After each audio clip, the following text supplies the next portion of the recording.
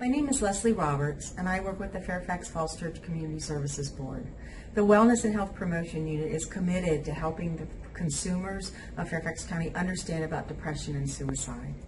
If you have a family member, a friend, an acquaintance that may be showing signs where they're saying or feeling hopeless, withdrawing from family members, giving up pleasurable activities, neglecting their own self-care, and the more clear signs of making statements that life's not worth living, I don't see any point, there's no hope for me.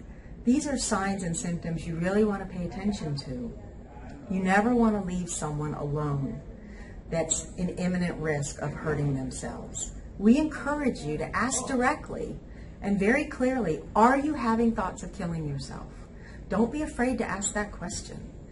If you feel like they are not safe, call 911. Let's get them to a safe place at the hospital.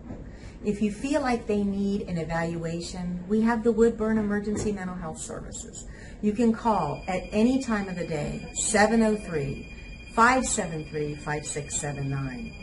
We have a partnership with Crisis Link that you can call with the National Suicide Prevention Hotline, or give that number to someone who's experiencing thoughts of this nature.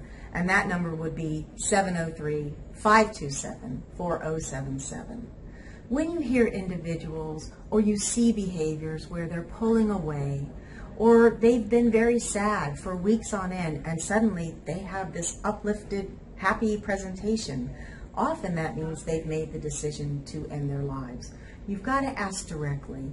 You've got to ask clearly, and don't be afraid to ask that question. We also have a pilot program that Crisis Link has a text line for teenagers, and they can text at any time and be connected to a counselor. That number is 703-940-0888.